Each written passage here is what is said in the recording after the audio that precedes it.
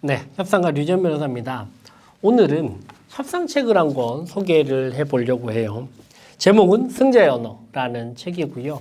우리나라에 소개되고 있는 많은 협상책들과 마찬가지로 이 저자 세스 프리먼도 미국의 유명 아이비리그의 협상 강의를 하는 교수이자 또 컨설턴트로 활약을 하고 있습니다.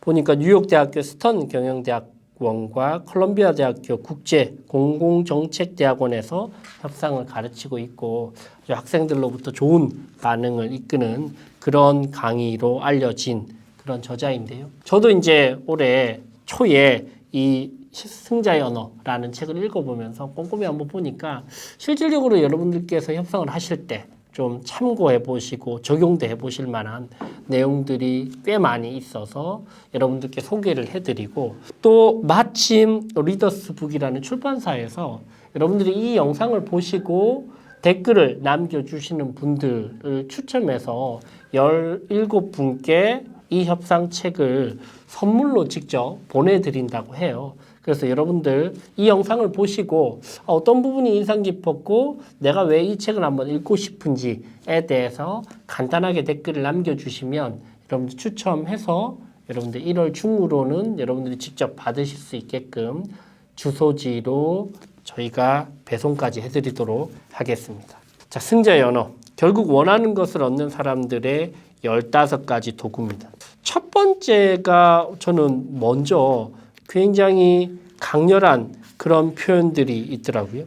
바로 첨금 같은 1분 연습입니다. 여기서부터 협상이 시작되는 것이죠. 즉 대화나 토론을 할 때 본론에 들어가기 앞서서 이 60초를 활용을 해서 공감대를 형성을 하면서 대화의 규칙과 원칙을 정하는 것이 생각보다 너무나 중요하다라는 부분을 꿰뚫고 이야기를 하고 있는데요. 여러분 저는 이 부분 너무나 공감을 많이 합니다. 많은 경우에 있어서 좀 까다로운 협상의 경우에 원칙 없이 막 이야기가 계속되면 결국 서로 감정 싸움만 하다가 협상이 지리멸렬하게 그냥 끝나는 그런 경우들이 많은데 이런 원칙과 관련돼서 제가 구글에서도 재미난 사례를 발견을 했어요. 구글에 근무하시는 실장님 한 분과 조영민 실장님이 아주 유명하신 분이시죠. 세바시 강사시기도 하고요. 그래서 세바시 무대에 함께 섰었는데 이런 이야기를 하시더라고요. 구글에서는 대화나 토론을 하거나 설득을 하거나 협상을 할 때 하나의 대화법이 있다. 원칙이 한 가지 있다. 즉 대화를 할 때 but이라는 단어를 절대 쓰지 않는다. 대화를 할 때 항상 같이 이어지는 말을 but, 그런데, 그러나, 그건 아니고 이렇게 배척하는 말을 쓰지 않고 and라는 말을 쓴다라는 것이 구글의 미팅 대화 원칙이라고 이야기를 하더라고요. 여러분들 이런 원칙들 생각보다 협상에서 너무나 중요하죠. 즉 협상을 실제로 할 때 협상 상대방에게 이렇게 이야기할 수 있는 거예요. 상무님, 저희가 이번 협상을 할 때 사실 각자가 어떤 손해를 입었는지에 대해서는 일단 우리가 이미 수차례 이야기를 했기 때문에 그 부분은 이야기하지 말고 우리가 서로에게 어떤 것들을 새롭게 제안할 수 있는지에 대해서 한번 이야기를 해보시죠. 오프닝을 하고 협상을 시작했을 경우에 훨씬 더 분위기가 좋아지면서 결과까지도 좋아진다는 것이죠. 그게 바로 60초 룰, 즉 첨금 같은 1분을 활용을 하자라는 부분입니다. 여러분들 이 부분 여러분들 실제로도 한번 적용을 한번 해보시고 대화 시작하기 전에 잠깐 짧게 너무 장황하지 않게 우리가 이 대화의 규칙을 정하는 것도 아주 노련한 협상 스킬이다라는 부분입니다. 두 번째 제가 좀 인상적이었던 부분은 협상을 할 때 내가 어떤 이야기를 할 것인지에 대해서 주저리 생각을 해서 이야기를 하는 경우들이 많은데 그럴 경우에 이미 설득력이 떨어지는 경우들이 대부분이에요. 근데 이 책에서는 먼저 3가지의 작은 질문을 준비하자. 오프닝을 할 때 내가 어떤 이야기를 주저리 할 것인지에 포커스 맞추지 말고 3가지 작은 질문을 준비하자. 그게 바로 IFO입니다. I는 뭐예요? Interest. 즉 상대방과 내가 공통으로 생각하고 있는 interest, 욕구, 니즈가 무엇인지를 먼저 파악을 하자. F는 뭐예요? Fact. 상대방과 내가 대화를 하고 협상을 할 때 기본적인 팩트는 꼭 반드시 알아야 될 팩트는 어떤 것인지에 대해서 충분히 생각을 하고 협상 테이블에 들어가자. 세 번째는 옵션. 내가 생각하는 것만 상대방에 강요를 하지 않고 어떤 옵션을 내가 좀 제안을 할 수 있을 것인지에 대해서 생각을 하고 가자. 대화 방식이 굉장히 인상적이에요. 이게 바로 IFO입니다. 여러분들 한번 기억해 보십시오. IFO. Interest, Fact, Option입니다. 그래서 내가 원하는 것만 상대방에게 초반부터 이야기를 하면 상대방이 처음부터 어떻게 돼요? 상대방의 반응이 이렇게 바뀌는 거예요. 또 시작했네. 저 상무님이랑은 대화가 안 되는 것 같아. 맨날 자기 할 말만 하고 말이지. 이렇게 이제 시작을 하게 되는데 이 책에서는 일단 작은 질문을 준비를 해라. 공통의 인터레스트, 그 다음에 공통이 알아야 될 팩트, 그리고 옵션에 대해서 서로 이야기할 수 있는 옵션에 대해서 이야기를 하라. 여러분들 이 부분은요. 어떻게 원하는 것을 얻는가라는 초대형 베스트셀러 있죠. Getting More라는 원제목이고 와튼 스쿨의 스튜어트 다이아몬드 교수님이 적은 책이에요. 이 책에서도 똑같은 이야기를 합니다. 협상을 뛰어나게 잘하는 사람들과 협상을 아주 못하는 평범한 사람들을 비교를 하는데요. 대화법에 있어서 협상을 평범하게 하는 사람들은 주로 불만을 이야기하고 상대방을 비난하려고 하고 그리고 공통점에 대해서 이야기를 잘 하지 않는데 근데 협상을 뛰어나게 하는 사람들은 공통 비전을 제시하고 서로 주고받을 수 있는 팩트, 정보를 공유를 하고 그러면서 함께 생각할 수 있는 옵션, 크리에이티브 옵션까지 생각을 한단 말이죠. 거의 일맥상통하는 부분이에요. 그죠? 그래서 IFO, Interest, Fact, Option에 대해서 여러분들 협상 초반에 한번 생각을 해보시기 바랍니다. 또 한 가지 인상적이었던 부분 한 개는 협상 전에, 중요한 협상 전에는 한눈에 볼 수 있는 한 장짜리 계획표, 맵을 만들어서 가는 것이 도움된다. 라는 부분입니다. 여러분, 저도 이 부분은 아주 크게 공감을 하는 부분이고요. 중요한 협상을 할 때, 중요한 재판을 할 때, 중요한 설득을 할 때, 내 자료를 막 수십 페이지를 준비해 가봤자 그 어떤 것도 머릿속에 남지 않아요. 이럴 때는 단순하게 시각화시키는 게 너무나 중요합니다. 그게 여러분들 시각화가 되지 않으면 실제로 상대방을 설득되기가 힘들고 내 자체도 흔들리고 헷갈린다는 것이죠. 그래서 여러분들 소송 과정도 설득이고 협상이잖아요. 누구를 설득을 해요? 판사를 설득하죠. 그죠?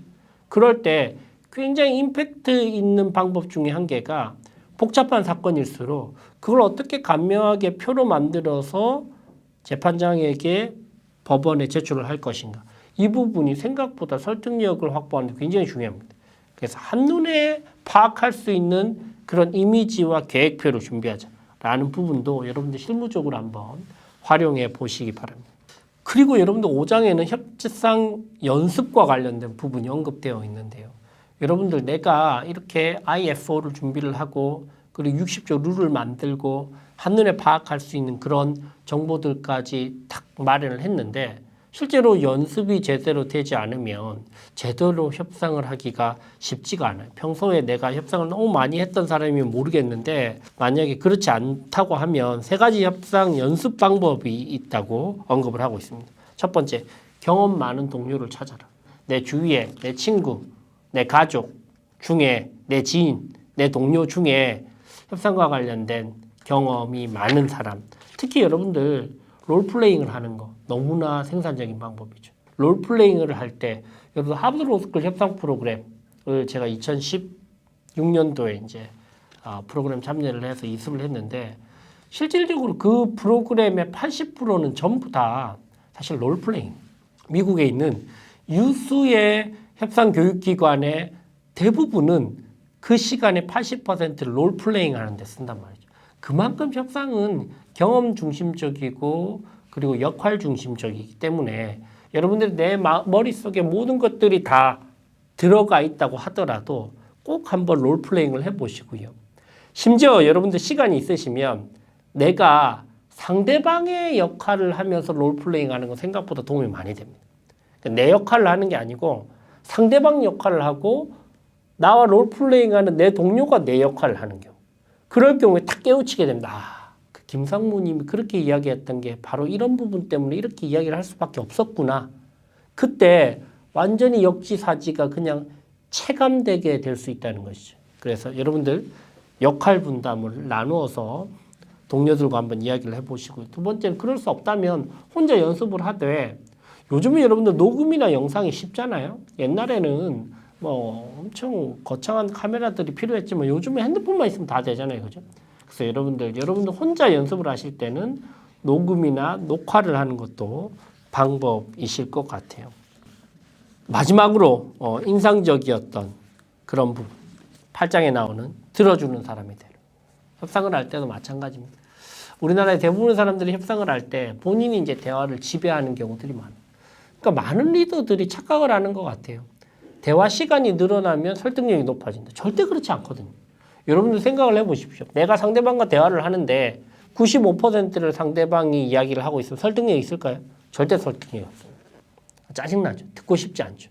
대화를 할 때 가장 설득력이 있는 대화의 비중은 몇 대면? 내가 3, 상대방이 7. 상대방이 7 정도 이야기할 때 정보를 가장 많이 파악할 수 있으면서 상대방이 정서적으로 내가 이 대화를 주도하고 지배하네? 라고 이제 들뜨면서 그러면서 협상이 잘 진행될 여지가 높다는 것이죠, 여러분들. 3이나 4 정도 이야기하는 것이 가장 좋은 것 같아요. 현실적으로는 5는 넘지 말자. 저는 항상 다짐을 해요. 내가 5 이상은 이야기하지 말자. 그래서 8장에는 들어주는 사람이 돼요. 그것만으로도 분위기가 누그러진다. 신뢰와 친밀감이 쌓인다. 실제로 관계를 맺었다고 느낀다. 난감한 갈등들이 해결된다. 협상을 더 나은 방향으로 이끈다. 그래서 여러분들 뛰어난 니고시에이터들은 대부분 뛰어난 리스너입니다. 잘 듣지 않고 상대방의 니즈를 파악하지 않고 내가 말하는 것만 집중을 해서는 절대로 성공적인 윈윈의 협상을 이끌 수 없다는 것이죠. 그래서 마지막으로 들어주는 사람이 되라까지 언급을 해봤습니다. 이 책에서는 승리할 수 있는 협상의 도구를 모두 15가지의 도구로 나누어서 설명을 하는데 여러분들 제가 말씀드렸던 부분은 그 중에 일부분이고요.